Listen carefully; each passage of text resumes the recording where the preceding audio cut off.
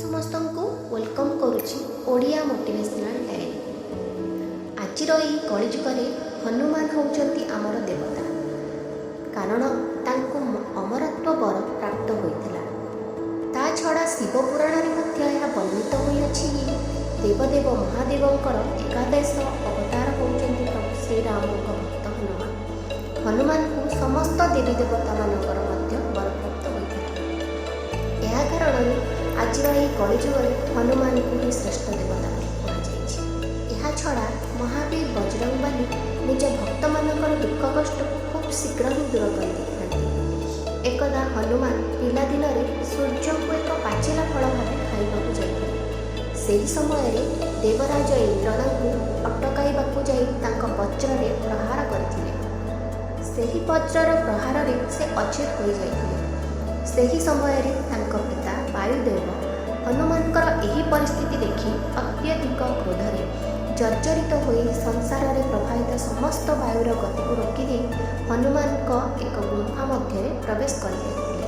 ଏହା ଦେଖି ସମସ୍ତେ ଭୟରେ ହାହାକାର ହୋଇ ପବନ ଦେବତାଙ୍କୁ ମନାଇବାକୁ ଯାଇ ଅନେକ ପ୍ରାର୍ଥନା କରିଥିଲେ ଓ ନାନା ପ୍ରକାରର ଶକ୍ତିଦାନ ଦେଇ ହନୁମାନଙ୍କୁ ଠିକ୍ ମଧ୍ୟ କରିଥିଲେ।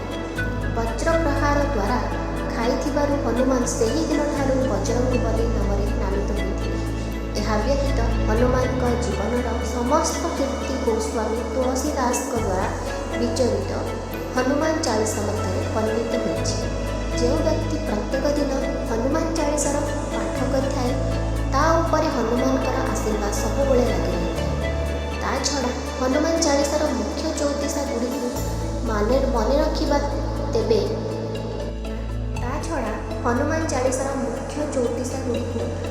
ରଖିବା ତେବେ ଆପଣଙ୍କ ଜୀବନରେ କୌଣସି ପ୍ରକାରର କିଛି ଅସୁବିଧାର ସମ୍ମୁଖୀନ ହେବାକୁ ପଡ଼ିବ ନାହିଁ।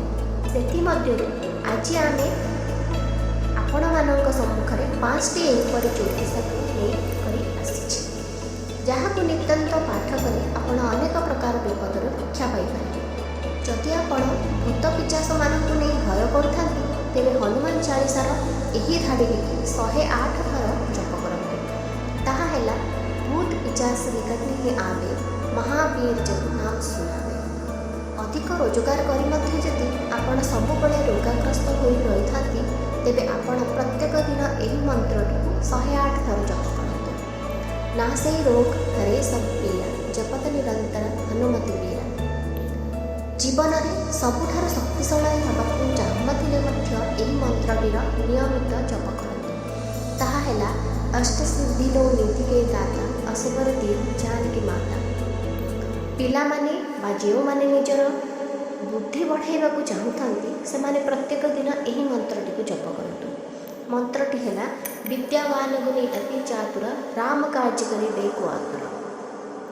ଅସୁବିଧା ଲାଗି ରହିଥିଲେ ବା ଶତ୍ରୁ ପିଛା ଛାଡ଼ୁନଥିଲେ ଏହି ମନ୍ତ୍ରଟିକୁ ଜପ କରନ୍ତୁ। ଭୀମ ରୂପ ଧରି ଅସୁର ସଂହାରେ, ରାମଚନ୍ଦ୍ରକେ କାଜ ସାରେ। ଯଦି ଆପଣ ହନୁମାନଙ୍କର ଏହି 5ଟି ମନ୍ତ୍ର ଅନ୍ତରର ସହିତ ନିୟମିତ ଜପ ପାଳନ କରନ୍ତି ତେବେ ଆପଣଙ୍କ ଜୀବନରେ ଆଉ କୌଣସି ଅସୁବିଧା ମଧ୍ୟ ରହିବ ନାହିଁ। ଏହିଭଳି କିଛି ନୂଆ ନୂଆ ବିଷୟରେ ଜାଣିବା ପାଇଁ ହେଲେ ଆପଣ ଓଡ଼ିଆ ମୋଟିଭେସନାଲ୍ ଡାଏରୀକୁ ସବସ୍କ୍ରାଇବ୍ କରିନିଅନ୍ତୁ। ଲାଇକ୍ ଆଉ ସେୟାର କରିବାକୁ ଜମା ବି ଭୁଲନ୍ତୁ।